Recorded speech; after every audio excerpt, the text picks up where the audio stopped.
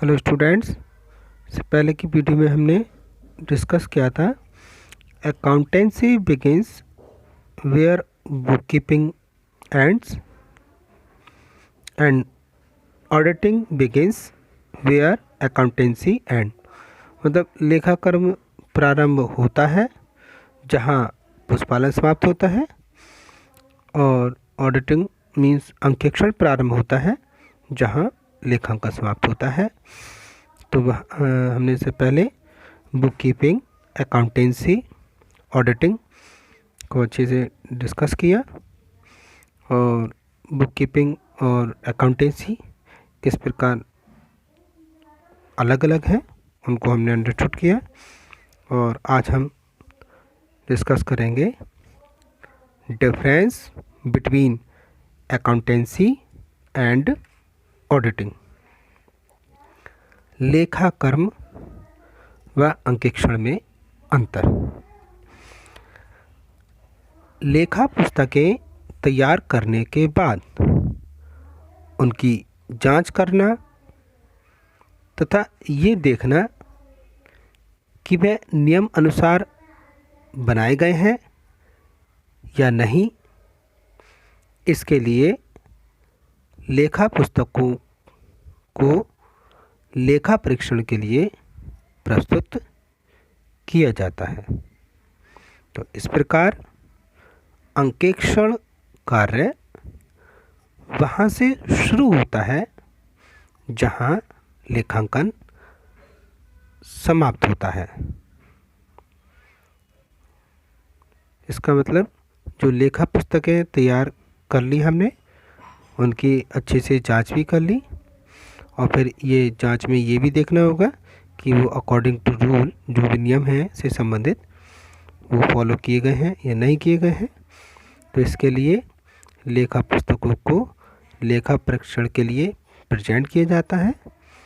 तो अंकेक्षण का कार्य लेखांकन के बाद ही शुरू हो जाता है। मतलब अंकेक्षण कार्य वहाँ से शुरू होता है जहाँ लेखांकन कार्य समाप्त होता है। अब हम इसमें डिफरेंस देखेंगे कि लेखाकर्म और अंकेक्षण में क्या क्या डिफरेंस है। तो पहले अंतर का हमारा आधार है नेचर ऑफ वर्क, कार्य की प्रकृति।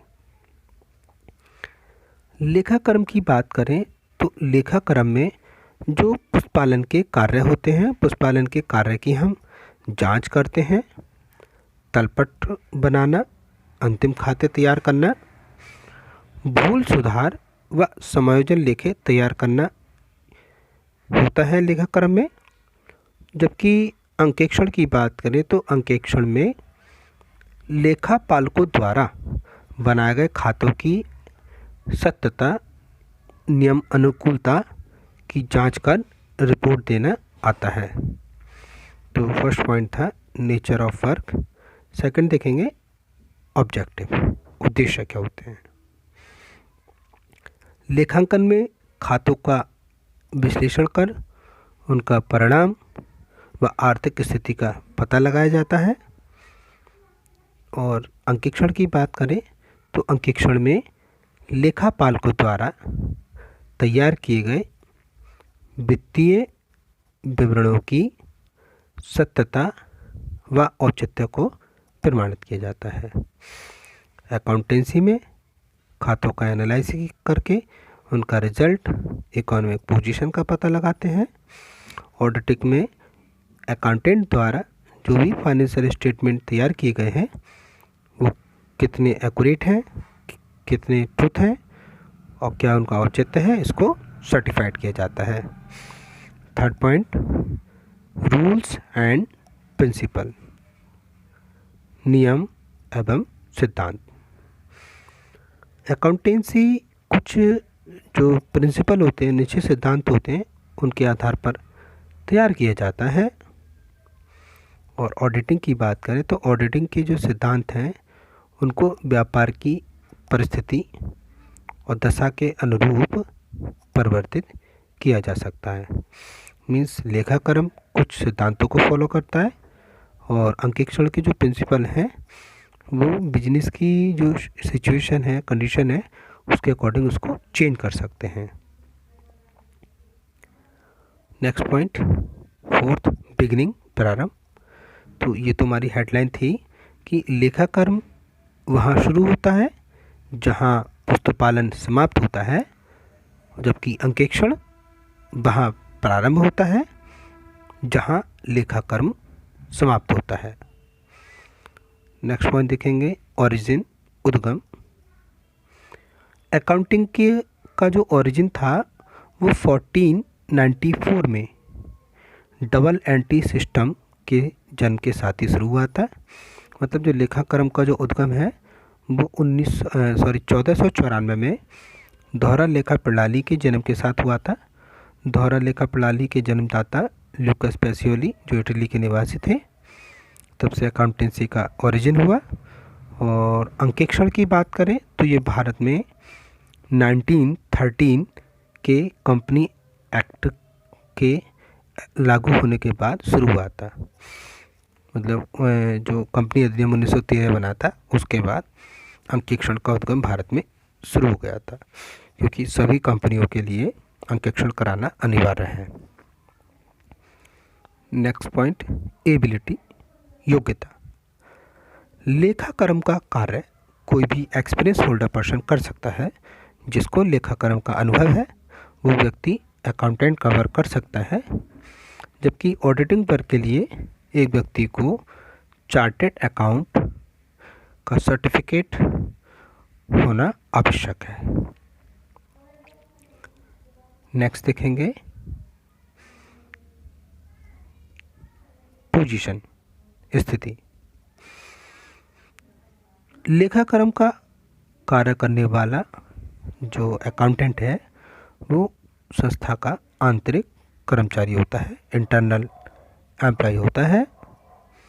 जबकि अंकेक्षक की बात करें तो अंकेक्षक कंपनी का इंटरनल पर्सन नहीं माना जाता, और ना ही वो इंटरनल पर्सन होता है, और ना ही वो संस्था का कर्मचारी होता है, क्योंकि उसकी नियुक्ति बाहर से की जाती है।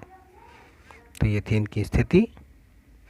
नेक्स्ट है रिपोर्ट, प्रतिवेदन।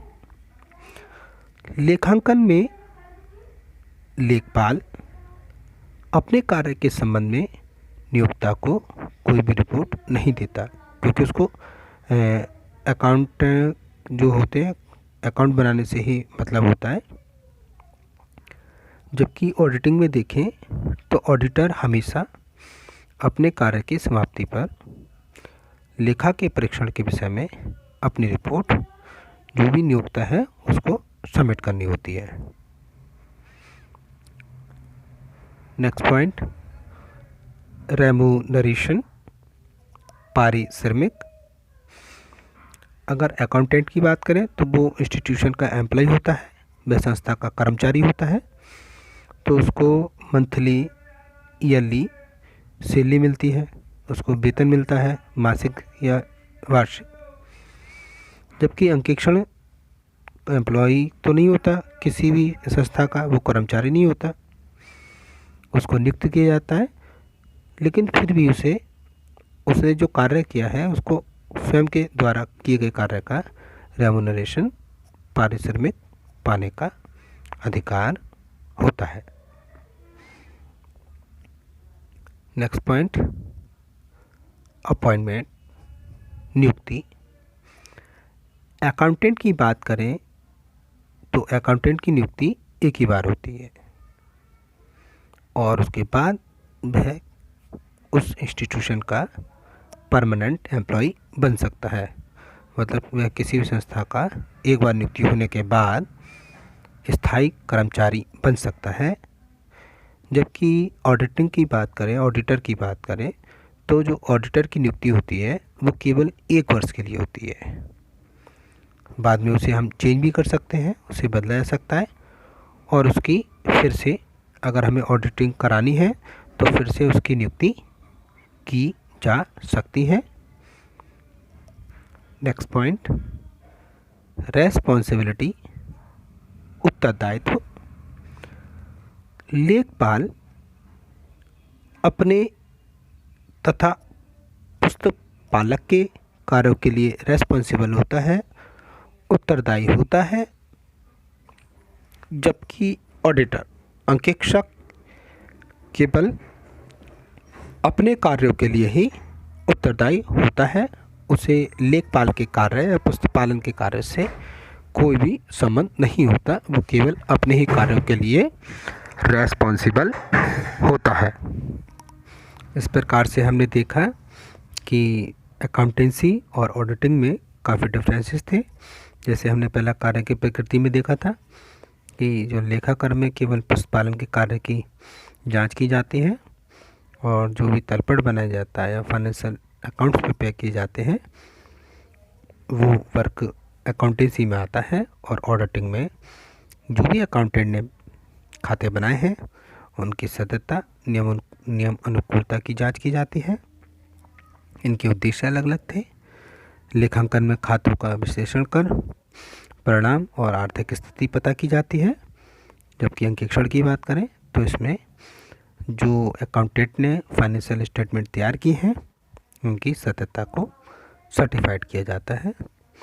नियम सिद्धांत में हमने देखा था कि लेखाकर्म में कुछ निश्चित सिद्धांत होते हैं जिनको फॉलो करना होता है और अंकेक्षण के जो प्रिंसिपल होते हैं वो व्यापार की दशा के अनुसार बदलते रहते हैं। प्रारंभ में हमें पता ही है कि लेखाकर्म वहाँ शुरू होता है जहाँ पशुपालन समाप्त होता है और अंकेक्षण वहाँ शुरू होता है जहाँ लेखाकर्म समाप्त होता है। उद्गम की बात करें तो जो लेखाकर्म था वो 1494 में दोहरा लेखा प्रणाली के साथ ही शुरू हुआ और अंकेक्षण की बात करें तो जो कंपनी अधिनियम 1913 बनाया गया था उसके बाद ये लागू हो गया था। योग्यता की बात करें तो लेखांकन का कार्य कोई भी अनुभवी व्यक्ति कर सकता है, लेकिन ऑडिटिंग का कार्य करने के लिए व्यक्ति को चार्टर्ड अकाउंटेंट होना जरूरी है। पोजीशन में देखें तो लेखाक्रम का जो कार्य था, लेखाक्रम का कार्य करने वाला संस्था का आंतरिक कर्मचारी होता है, जबकि अंकेक्षक आंतरिक कर्मचारी नहीं होता। रिपोर्ट की बात करें तो लेखांकन में लेखपाल अपने कार्य के संबंध में रिपोर्ट नियोक्ता को नहीं देता है, लेकिन अंकेक्षण को अपना कार्य फिनिश करने के बाद अपनी रिपोर्ट नियोक्ता को सबमिट करनी होती है। पारिश्रमिक में हमने देखा कि लेखापालक संस्था का कर्मचारी होता है, उसको मंथली या ईयरली सैलरी दी जाती है, जबकि अंकेक्षण कर्मचारी नहीं होता, फिर भी जो भी वो वर्क करता है उसको उसका रेम्यूनरेशन पाने का अधिकार होता है। नियुक्ति के बारे में हमने देखा कि लेखापाल की नियुक्ति हम एक बार करते हैं फिर वो परमानेंट एम्प्लॉय बन जाता है, जबकि ऑडिटर की नियुक्ति हम 1 वर्ष के लिए करते हैं, बाद में उसे बदल सकते हैं या फिर से उसी को नियुक्त कर सकते हैं। रेस्पॉन्सिबिलिटी में हमने देखा था कि लेखपाल अपने और पशुपालन के कार्यों के लिए रेस्पॉन्सिबल होता है, जबकि अंकेक्षक केवल अपने द्वारा किए गए कार्यों के लिए ही जिम्मेदार होता है।